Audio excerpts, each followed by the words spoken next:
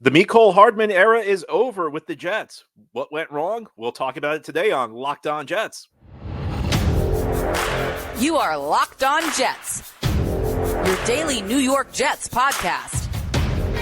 Part of the Locked On Podcast Network, your team every day.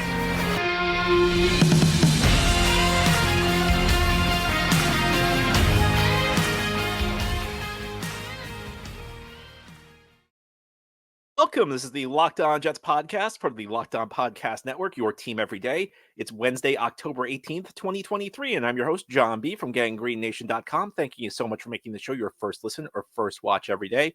Subscribe to the show for free on YouTube or wherever you get your podcasts so you'll get new episodes as soon as they're posted. If you're listening on a podcast source and enjoy the show, give it a 5-star review. If you're watching on YouTube and enjoy the show, give this episode a big thumbs up. These things help us out and help other Jets fans find the show.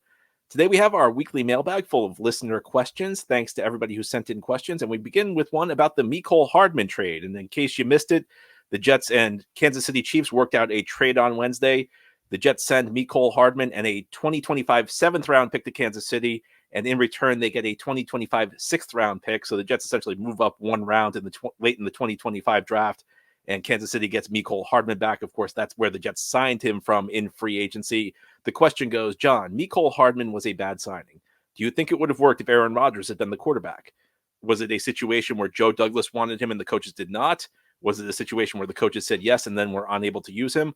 Overall, it's a small loss, but to me, it makes Saleh and Douglas look bad. They signed a player, they did not use him, they gave Cobb too many snaps, and then they got rid of Hardman. So you have lots of different elements you can look to in this trade. And obviously, it did not work out for Mecole Hardman with the Jets. I remember at the time they signed him, I was kind of skeptical about this deal, but I was a little surprised by the Jets making this deal. And to me, I almost wonder whether it's a situation where there was something going on behind the scenes where the Jets just wanted to get him out of the building for some reason. I don't know what was going on in the locker room, but the Jets got about as little as you can get for a player in a trade. This was almost like you just want to get rid of the guy because they got nothing of value. I mean, they sent Hardman with a 7th-round pick in the draft 2 years from now, and in return they got a 6th-round pick for a draft 2 years from now. So that's like nothing. I mean, that's practically giving the player away, and it's not like they got a lot of cap relief either. Hardman, if you look at, because of the way they structured the contract, they had void years as part of his contract, so that doesn't go away. The cap savings are around $700,000 or so. If you calculate how much money's left on his salaries this year, he's already been paid for the first 6 games. So how much salary is left over the final 11 games?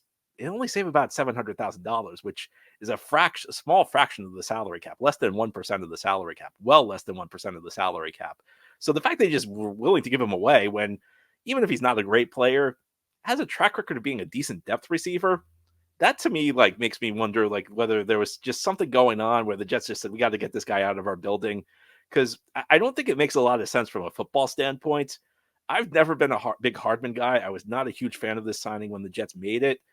But he's losing snaps to Randall Cobb, who might be the worst receiver in the NFL. And I don't want to be disrespectful to Randall Cobb, who's had a really good career. But with the Jets putting Randall Cobb on the field, it's almost like they're playing 10 on 11. And Hardman was behind him on the depth chart. It really did not make a whole lot of sense.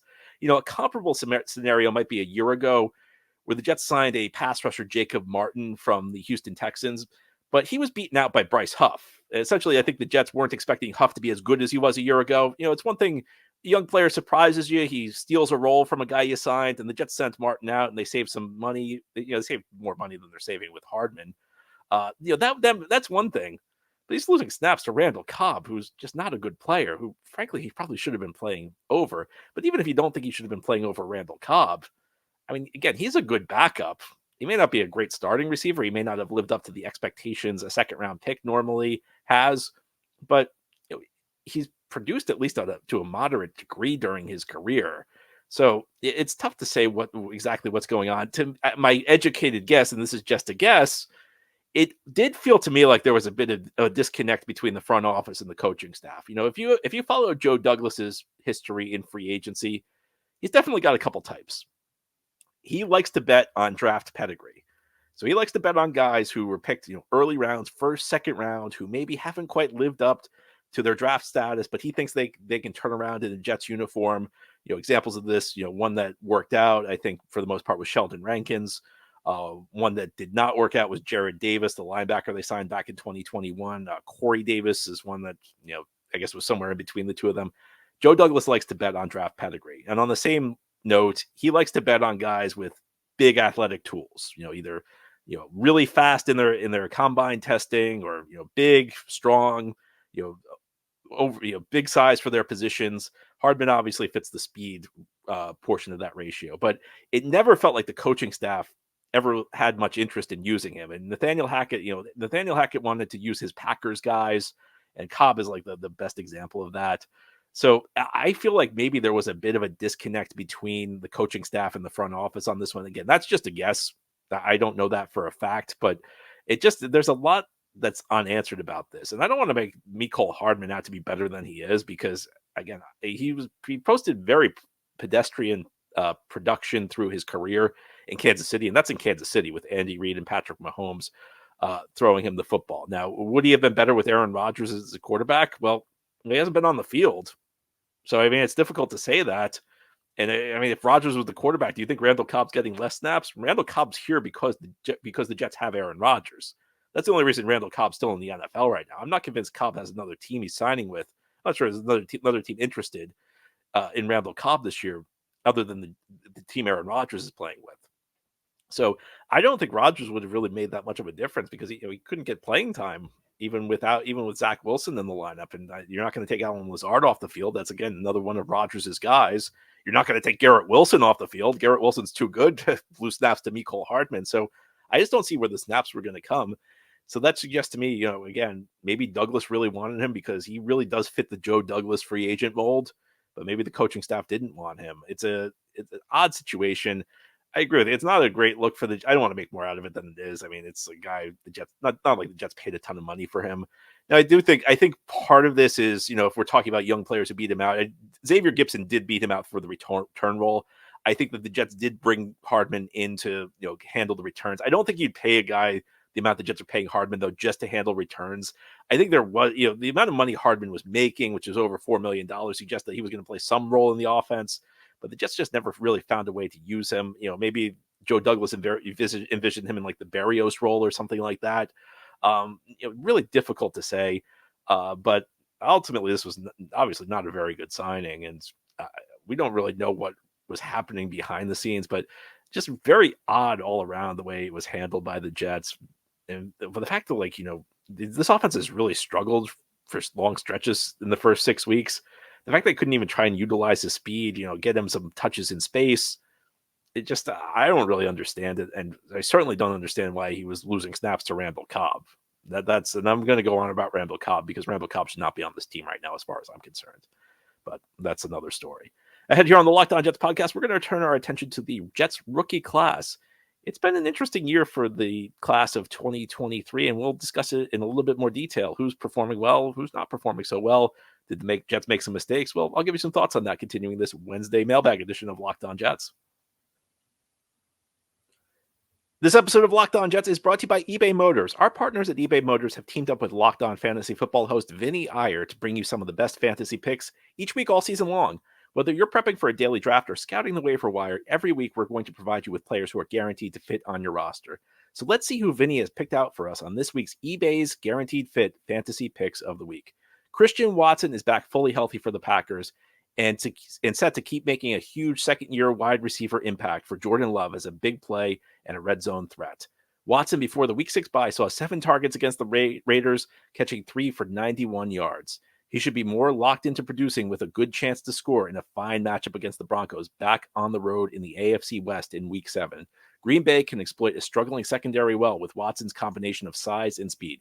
He also gets a terrific spot back at home in Week 8 versus the Vikings. Vinny Iyer from Locked On Fantasy Football is going to help you win your fantasy championship, and eBay Motors knows a championship team is all about each player being a perfect fit. The same goes for your vehicle. And with over 122 million parts for your number one ride or die, you can make sure your ride stays running smoothly. Brake kits, LED headlights, roof rack, bumpers, whatever your baby needs, eBay Motors has it. And with eBay Guaranteed Fit, it's guaranteed to fit your ride the first time, every time, or your money back. Plus, at these prices, you're burning rubber, not cash. Keep your ride or die alive at ebaymotors.com. eBay Guaranteed Fit, only available to U.S. customers, eligible items only. Exclusions apply. Thank you so much for making Locked On Jets your first listen or first watch every day. And a big shout out to you everydayers. This is a daily podcast covering the New York Jets. We have new episodes each day through the week, Monday through Friday, and then bonus episodes as needed. Let's continue with our weekly mailbag. Even though it's a little bit early, can you compare the production of the Jets' first two picks against the other prospects they were linked with? In the first round, Broderick Jones and Jackson Smith-Njigba were names who came up. In the second round, center prospect John Michael Schmitz was brought up. It's easy to second guess why the Jets didn't take somebody in the fifth round, but let's compare them with the players they actually had a chance of taking. So, yeah, in the first round, the Jets drafted Will McDonald. And, one thing I always say, I truly believe this, the draft is not about really the first year. Nobody ever looks back. And this is one thing that drives me crazy, especially when we talk about drafting for need. You never look back on a pick and say, 10 years down the line, a decade down the line, you never look back and say, that wasn't really a need that the player's rookie year. So people talk about Will McDonald not being in need. Well, nobody's going to care about that. People will care. Is Will McDonald a 10-sack guy down the line? And if he is, the pick will be viewed as a success. If he's not, it will be viewed as a bit of a disappointment. If he's not like an 8-sack guy, if he's not a good player, it'll be viewed as a disappointment. But it's going to have nothing to do with whether or not the Jets had a need at defensive end this year. And the other thing I'll say is you don't judge. You're absolutely right. The question began with the statement, it's a little too early to judge. It is. You can't judge players. You can't judge the success of a draft pick 6 games into their career. It takes 2 years to really figure out whether a class is going to be good or not. Now, as far as Will McDonald goes, look, it has not been great so far. He's fallen short of my expectations, which were not that high. I mean, I was hoping he'd earn a spot in the rotation. I was hoping he'd flash from here or there. It really hasn't happened so far. There's still time for it to happen, though. We're only 6 games in. He has a chance to get better. You look at some of the other options. Well, Jackson Smith-Njigba was probably the guy I would have taken if I was making the pick at 15. Well, he's not off to such a hot start in Seattle. Now with the Jets, maybe he'd be a little bit more featured because the Jets don't have as much receiving talent. But I think to be fair, Jackson Smith-Njigba, there were people who were saying that he was the most talented of the recent wide receiver prospects to come out of Ohio State. And that includes our friend Garrett Wilson. It includes Chris Olave. Depending on how liberal you want to be with your definition of Ohio State receivers, you could even say Jamison Williams was in that mix. It really hasn't been that great for Jackson Smith-Njigba in Seattle so far. Broderick Jones in Pittsburgh, it's been up and down. I wasn't a huge fan of his coming out. I think, would I rather have him right now? Yeah, probably based on the injuries the Jets have had at the tackle position. Would I want him starting over Max Mitchell? Yeah, I think I probably would. I think there's a lot there. We need to wait and see more on what happens with Will McDonald. Right now, 6 games in, it's not looking so great, but I think you got to give it more time. As far as Joe Tippmann goes, second round, the other alternative was John Michael Schmitz, who the Giants drafted. And, there was a lot of talk in training camp how great Schmitz looked with the Giants. Well, I don't think he's looked so good so far in the regular season. There was a lot of training camp hype around him. You can't always believe that training camp hype, though. We've seen that with the Jets. I mean, the Jets, there was a lot of talk in training camp about how Mecole Hardman was going to be a big part of the offense. I think you got to be really happy with what you've gotten from Joe Tippmann. And I remember saying this, through the offseason, sometimes a guy's not ready to start week 1, but they just keep progressing. And, maybe they're in the lineup week 4, week 5, and they earn a spot and they never look back. And I feel like that might be what happens with Joe Tippmann. You can't always tell immediately whether or not a guy's going to stick, but every now and then there's a guy who comes along and you just see him immediately and say, you know what, that guy's a player for you. It's tough to not love it's tough to not really like what you've seen out of Tippmann so far. He was thrown into a tough spot. He's not really a guard. He doesn't have a lot of experience playing guard. So he's kind of out of position, gets thrown into this reshuffled offensive line and, goes out and plays well. You hope he's okay. He suffered an injury against the Philadelphia Eagles, so he had to leave the week 6 game, but I like what I've seen from Joe Tippmann so far. I think, only 6 weeks in, Tippmann certainly looks better than Schmitz. And, it's almost a question now with the Jets. What do you do with Tippmann? Because he looks like he's taken to right guard pretty well. So do you just leave well enough alone and say, you know what, we're just not going to worry about guard for the next 7 to 10 years. We got Tippmann. We know we got it locked down. Or do you move him back to center? I think right now I'd move him to center because that's why you drafted him. You felt like he would help solidify center. I think center's a more important position than guard. but it's at least a discussion now. And that's a credit to the job Joe Tippmann has done. So I guess first round, maybe you'd want somebody else. And of course, the Jets, did not draft Roderick Jones in part because of that pick swap they did in the Aaron Rodgers trade, dropping from 13 to 15. I think they probably would have taken Jones. And I know there's some video out there, the Jets edited some video of Joe Douglas predicting what was going to happen. I mean, my guess, this is just a guess, I think the Jets probably would have taken Jones. Early stages, very early to say. I mean, maybe you'd rather have him right now. There's no doubt I'd rather have Tippmann than Schmitz right now. I think Tippmann's looking like an excellent second-round pick. Next question, with Joe Tippmann out now, can we officially say Joe Douglas is cursed with offensive line picks? Can't find the blame when the players play well when they're on the field, and in each case, they suffer a different injury.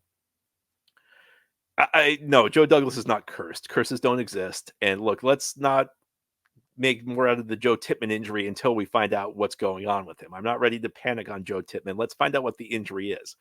At this point in time, I'm hopeful Tippmann's going to be back in the lineup sooner rather than later. We don't know. I mean, there have been some suggestions he's going to miss time, but I'm not ready to call the Jets cursed on the offensive line until I find out more concrete information on what Tippmann's injury is, though. But again, I'm very happy with the way Joe Tippmann's playing so far, thrown into a really tough spot, but doing well.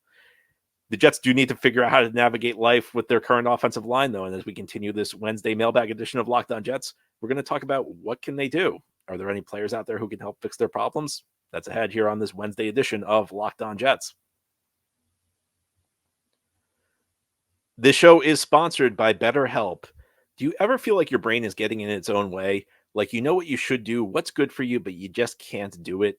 Therapy helps you figure out what's holding you back, so you can work for yourself instead of against yourself.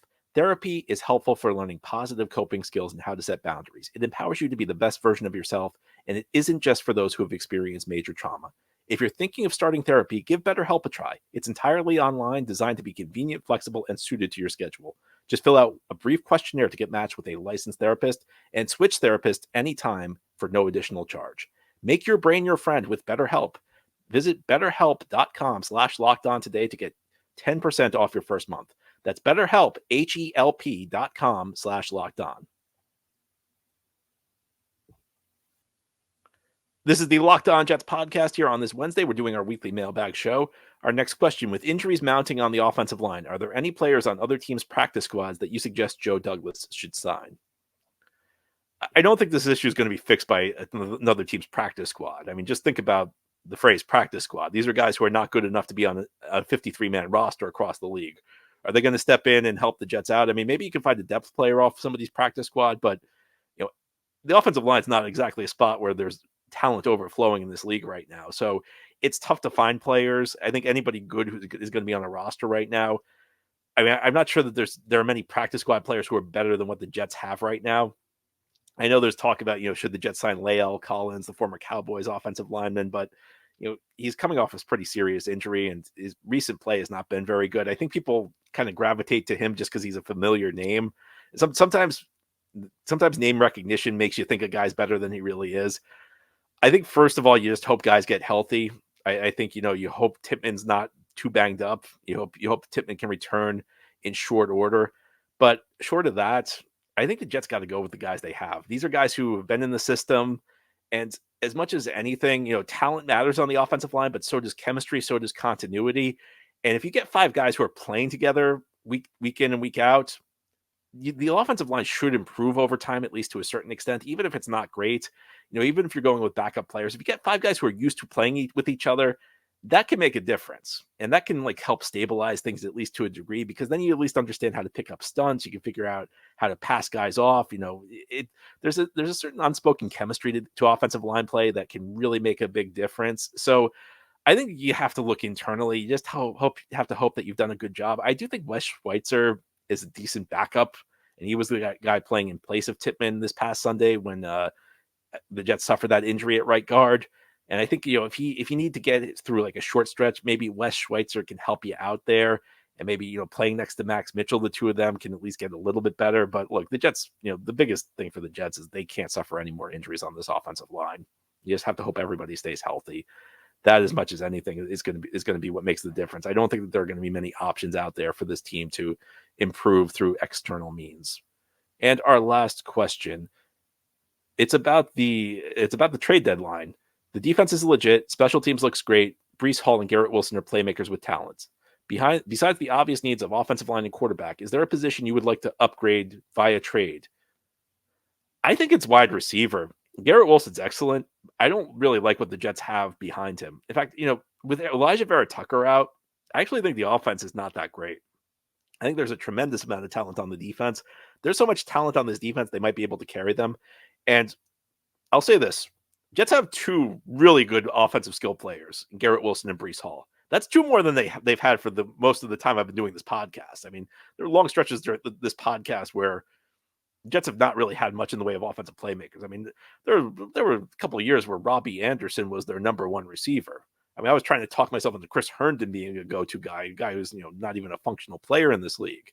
So it's nice to have two guys who really could be go-to guys in Garrett Wilson and Breece Hall.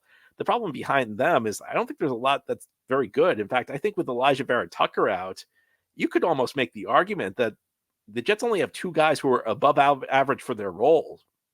Garrett Wilson's an above average number one receiver. Breece Hall's an above average lead back. I don't know that the Jets really have anybody else who's above average for the job that they do. And I think that, offensive line obviously could make a difference. I don't know that you're going to be able to get a quarterback. That obviously would make a huge difference. But the Jets need to get Garrett Wilson some help. I think he's got too high of a target share, and I think a lot of that goes back to he's the only one that can consistently get separation. Lazard is what he is. He's a complementary part. He's a role player. I don't think you're in great shape if he's your number two receiver. I think you're in pretty good shape if he's your number three receiver, but as your number two option, he's not that great. Randall Cobb, like I said, I'm sorry, you're playing 10 on 11 with him. He's completely finished. He gives you nothing anymore. The tight ends are the tight ends. You're not going to get a lot of big plays out of them. Breece obviously can help you in the passing game, but I think you got to get Garrett some help. And I don't know who that necessarily would be because I don't see a lot of big time options available. I think you just keep your eyes open from now until the deadline and hope somebody gets free and maybe you can make a deal for them. Anyway, that's all for today's episode. This has been the Locked On Jets podcast, part of the Locked On Podcast Network. Your team every day is our motto. As always, if you enjoyed the show, hit the subscribe button where you're watching or listening so that you'll never miss an episode. If you enjoy the show and are listening on the podcast source, please give it a 5-star review. And if you're watching on YouTube and enjoy the show, give this episode a big thumbs up. These things help us out and help other Jets fans find the show. Hope you have a great Wednesday, everybody. We'll be back tomorrow to talk more Jets.